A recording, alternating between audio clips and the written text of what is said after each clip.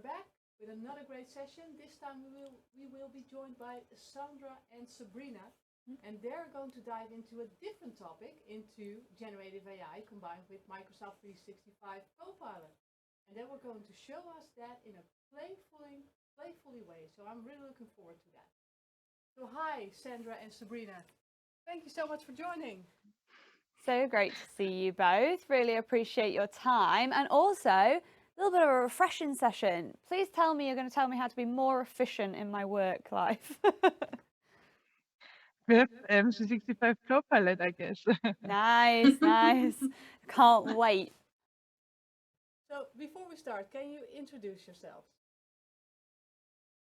Oh yeah, it's a part of the presentation, but we can do it also. No, let's hold for the presentation. Then we go into your presentation immediately. Yes. Okay, good luck. Thank you. you. Thank you. So just while we wait to get that screen shared, don't forget, if you're looking for a badge as part of the Global AI community, please do go head to the website, globalai.community/conference, sign up for an account, watch the live stream from there, and you will be entitled to your badge. And with that, we have our slides. Wonderful. Yes. Thank you so much. But where is Sabrina? I'm here. Perfect. Yes. Okay, let's talk about from blocked to bytes, playfully mastering generative AI and M365 Copilot. The reason why we talk about this is we have always the same problem with you have a new technology and what's at the end, there is the problem with the adoption. Yeah, so new technology is good for our techies because we are familiar with new technologies and we like it. But the normal people outside our bubble, they have a problem. They don't understand why, they don't understand how, and they don't understand what can they do with that. So, and therefore we decided to use another approach. And this approach is playfully mastering generative AI. But before we start and go deeper and deeper, I have a question for you. What if the key to mastering advanced technologies lies in something as simple and enjoyable as a video game? And that's a really good question. I hope you can answer yourself, but I can also give you an answer. Can you imagine that would be a game like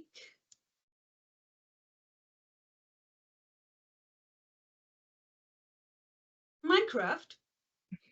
Oh, I'm really curious about the answers in the audience, but I cannot see you. So let's talk about Sabrina. Let's talk about why we are here and where we are.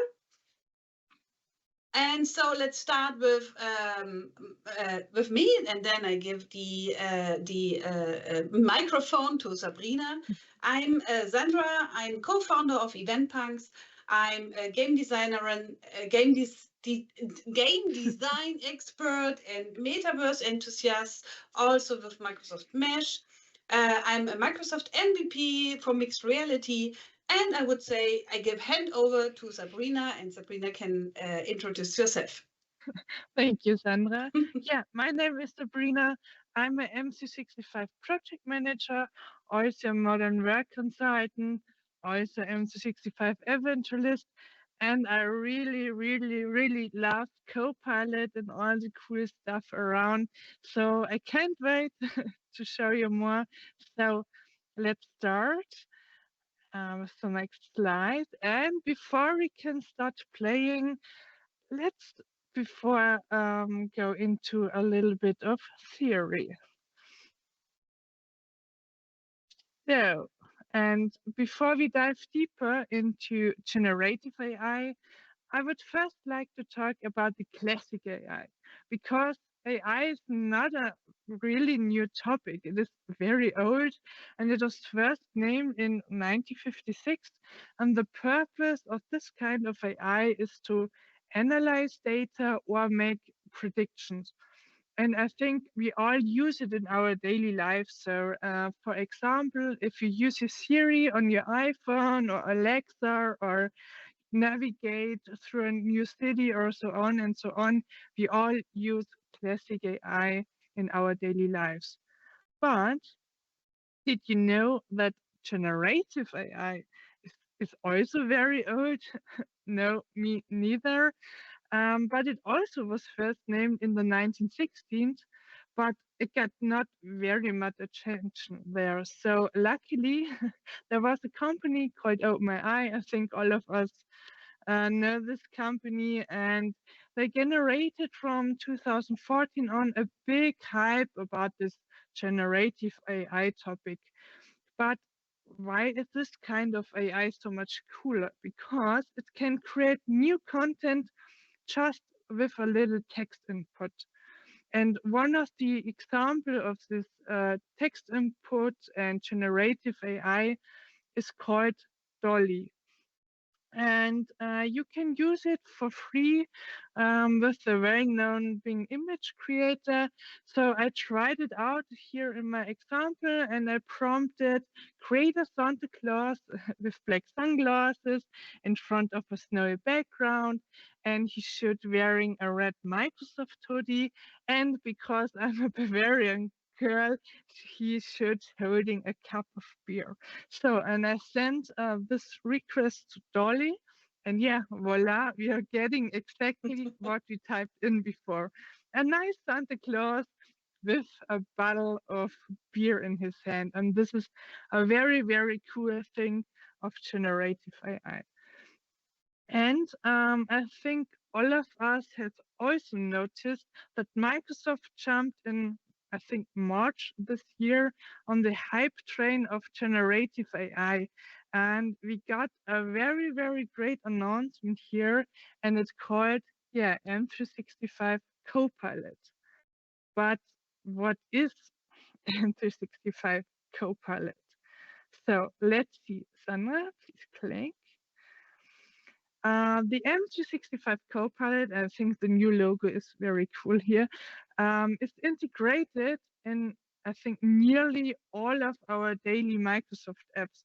For example, it is integrated in Word, in Excel, in PowerPoint, in Outlook, in Teams, and so much many more apps. And unlike ChatGPT or Bing Chat or the other well-known AI, the M365 Copilot responses are based on your own company data.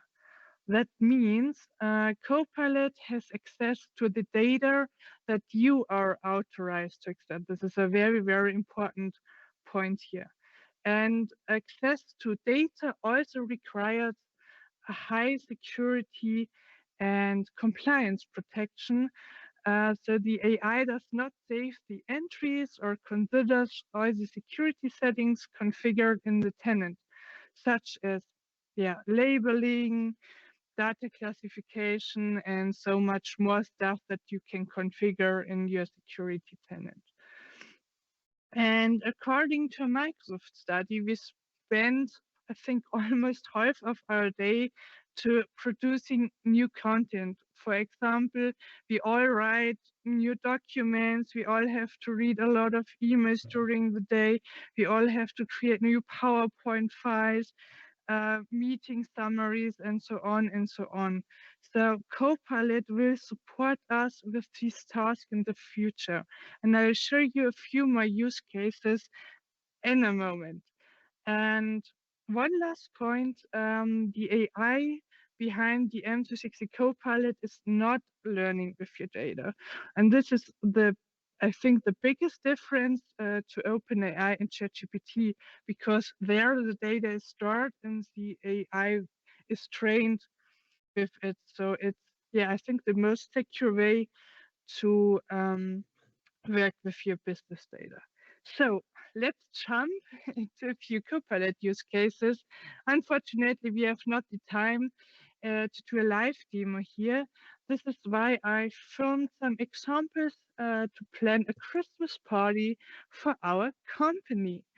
And the first example here is Microsoft Whiteboard, and I think the video should start. Can you click? No, this is the next video. Can you go back? Yes. So, yeah, this is not. This is now the first example. It is Microsoft Whiteboard, and with Copilot, you can easily start your brainstorming process here. So only with a simple prompt, you can create sticky notes for your topic. For our topic, it's a brainstorming for starting our Christmas party, and we can immediately start to brainstorm about this topic. The next example is Copilot in Word, and for sure for our Christmas party we need a Santa Claus. And so I started to write a prompt for a job advertisement for our Santa Claus at our Christmas party, and during a 3 seconds, it needs not very much time, we have a whole job advertisement here.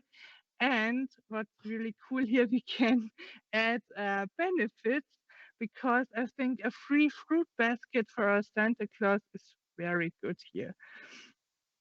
So after we are done hiring our Santa Claus, we would like to start a little bit of marketing for our Christmas party. So I take PowerPoint and Copilot, and I start to create a whole new presentation for my Christmas party, and I received some ideas like ugly sweater contest or karaoke and dancing, and this is very, very cool, I think. And last but not least, the invitations for our colleagues, but we have no idea what to write, so let's ask Copilot for that. So with small prompts, we can create a simple invitation here. I can edit it or just keep it, and I can directly send it here to my customer. And this is, I think, a very clear use case for the M365 Copilot. And I think we are finished with planning our Christmas party. So I gave my microphone back to Sandra. Okay, and what I have for you is the shortcomings of traditional education methods. We all know reading and hearing, that's the education methods of this time. And we know there is a big problem. We have the lack of engagement and interaction. Traditional lectures often lead to passive learning, where students are more recipients of information and not active participations. This can result in disengagement and a lack of motivation. You all know these Teams calls where you switch off your camera and do something other during a learning session. That's the problem. But there's not only the lack of engagement, it's also the one size fits all. Traditional methods typically do not account for diverse learning styles and pace of individual students, leading to a less personalized learning experience. It's another problem. And at the end, we have limited real-world applications. That means that conventional methods may focus on theory, more theory, and with less empathy for practical and real-world applications. You cannot experiment. And I think that's really a problem if we talk about technology. So why engagement is crucial in learning. It enhances learning retention. That means active participation helps in forming a deeper connection with the subject matter. Foster critical thinking. It's really interactive learning, encourage students to think critically and solve problems. And at the end, it promotes motivation. An engaging learning environment can boost students' motivation and enthusiasm in the learning. So, what can we do to transition from the traditional learning methods to experimental and interactive learning? And therefore, we have 3 topics for today. we propose experimental learning, which involves hands-on experience to effective learning in technical fields such as AI. Then we have personalized learning paths which offers customized learning experience based on individual interests and learning styles. And we have technology in education, like AI simulations, like interactive software, and they offer dynamic and immersive learning experiences. So, but the question is, what can we do? We can digging deep into the magic of tech-based experimental learning to give students the ultimate digital superpower in a world that's changing faster than a chameleon in a rainbow. Okay, that's the motto of this session, and I see we have to run. So I will give you a reason why Minecraft is well-known open world game for all generations. It's interactive, engaging platform for learning. It's easy to learn while playing with the kids. And it turns complex concepts in relatable experiences. So you can switch off the camera and you can do something others if you learn in Minecraft. Yeah, so that's the problem. And now we share the experience which we have generated for the topic of generation AI. It's a prototype. So Sabrina will jump in the session and share your screen. And I will give you an explanation what she has to do. So as you can see here, you will find Ravian. Ravian give you the introduction in this session. The session or the learning session is involved in a huge world. So Sabrina, can you move your head 1 time around? Okay, it was too fast. We are in the game. Okay, it starts with a world where the guardian of the AI gives you, you have to take a little bit slower, where the content of this, the theme of this game is data and data quality and data quantity. It means you have to learn if you have shit in, then it comes shit out. So that's, I would say, the shortest description for this learning session. So now what you have to do here is you have to answer and you have to decide if you are ready or not. If you are not sure, you can read something, but Sabrina, she's ready. And so go in. Now the door is open. And you have the task to open all secure doors here, and therefore you have to solve all riddles in the maze. And then finally you get your micro badge to go to the next game. This is a little bit a really complex maze. You have to find out the right way, and if you find the right way, then you have to answer a little bit about different topics of the data quality and data quantity of AI. Oh, take care, it's hot. Okay, here you can see the NPC, and the NPC is ask something. And here you can decide if you use option 1 door or the option 2 door. Okay, Sabrina, what's your decision? I think option 1 is right. Okay. Yeah, that's not the right way to open the door because there is a door opener under the. Yeah. Yes. Okay. The door. My skills are not so good. So.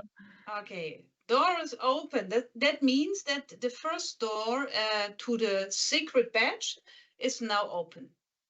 And now you can go to the next. Ah, it's the wrong way. Okay. At the end of the game, I see the time is running, and I think we don't. have enough time to come to finish. At the end, you have to find out all questions, have to answer the questions, and if you have answered all questions, all doors will open. Now you can see here. Okay, now you have to run faster. Oh, right. Yeah, but not the wrong way. Yeah, it's a little bit tricky. And if you run fast, you can open the next door or the last door. Okay. It's you. I think you can open the last door. Okay. No. That was wrong. So that's the case. If you are wrong, then you have to start again with the maze. So that's the perfect time to stop the demonstration of the game. Can you go to the secret, to the secret base? Where's the secret base? Here, there. And here you can see the doors are open, but the last door is closed. So because it was the last question and the answer was wrong. If you are in this door, then you get the micro badge for this game, and then you will come back to the experimental pass, and then it goes away. So that was the wonderful presentation. That was live. It was not a fake or a video, it was live. So I will share my screen for the last slides and hand over to Sabrina. Okay, after finishing playing, yeah, I don't know, Sandra, will you take over the other playful experiences, and then we have the closer. Yes, we have, besides this new experience for generative AI, we created also different experiences in Minecraft for the Microsoft fundamental trainings, for example, for the Azure 900, Azure AI 900, Data Platform 900, and so on. You can see it here. We also created cybersecurity games in the same way, because if you feel the game, if you feel the hacker, then you can accept. Okay, not all links are good links, yeah, and but you can experience in a way where you cannot experience in the real life. We have also different games for DevOps, Scrum, Lean, and Agile developed. Also the thing regarding resilience, yeah, we all know it's really important in a fast-changing way to build up resilience. And as you see here, the generative AI as complete learning path, we will generate it in Minecraft. Okay, hand over to Sabrina for the last sentence. Yeah, and I would like to close this cool session with a nice small sentence. I think play is not a break from learning. It is endless, delightful, deep, engaging, hands-on learning. It is the key to our child's heart. And with this word, I would thank to all for your listening, for your attention. I hope you enjoyed it and enjoy your rest of the day. Thank you. Thank you from me. That was a fantastic session. Thank you so much, both of you, for the amazing walkthroughs, both the Minecraft examples, also the pressure that you were under there to try and get the right answers whilst reading at speed and being like, we've got to finish, we've got to finish. I was very impressed. I was really upset when it was the wrong door at the end. I was like, oh, no. No. Maybe it was all part of the demo, who knows? Like, it's a real thing, like they weren't just getting them all right, like the doors actually said wrong as well. So no, I really appreciated you bringing that session to life. And you can obviously see, even just sitting here kind of watching, I was extremely engrossed into kind of what was going to happen next and stuff like that. So really, thank you so much. I just have one quick question for you, if I could actually. It was relating back to sort of those first demos about your exciting Christmas party. And what I noticed was you had, it was a phenomenal demo, I loved it. You had the PowerPoint with the Copilot in, and then you asked it and it created those amazing slides, perfect, like done. And then you went to email, and I noticed there wasn't like a lot of context like I'd probably have to write at the moment to get that sort of base message that you then go and edit. So did that then understand the PowerPoint that had just been saved? Because it like knew No. about the food and all of that kind of stuff. So in this case, he didn't know anything about my PowerPoint, but if I want, I can give him some content like the PowerPoints or other Word documents and so on, and then he relates on this content. In my example, he didn't know anything, so I gave him in my prompt the right content. So I want to invite for a Christmas party in Munich on the 4th of December, and so on and so on. And if I gave him more details in my prompt, he creates me on the details, the right email invitation. So in this case, he didn't know anything about the PowerPoint, but I gave him the right context in my prompt. Nice. Oh, I see. So actually all it was understanding was that's what a fun Christmas event. It's obviously seen in the past from examples and is kind of pulling together mathematically behind the scenes from obviously a whole lot of data. Amazing. Well, thank you so much for clearing that up, and yeah, and just showing us that sort of educational piece. I don't know about you. I was saying earlier, wasn't I, like the way that I feel like a lot of us learn about technology is yes, we have to learn a bit about the theory. Like a lot of the sessions today have been why would you use this, or when would you use this? But like what I need to go and do next after this conference is go and like use some of the technology that I've not seen yet. And so I quite like this idea that, like you said, that sort of more experimental learning, where I think you learn the most when you actually get into the technology and start making mistakes sometimes, right? And that's okay as long as it's in a non-production environment, obviously. Of course. That's a very good remark. Yeah. Please don't do that in your production environment. No experimenting there. Yeah. Amazing. Well, thank you both again for joining us. Really great session. Thanks a lot. Thank you. Please share all of those secrets though around the M365 Copilot in the Discord channel, because I feel like that's going to keep people super efficient and living that generative AI life. Yes, sure. Thank you. Okay, thanks a lot. We'll speak to you later. Bye-bye. Bye. Bye. So this was another great session. Really cool. And we will be out for a little break, and we will be back with the next one. See you in a bit.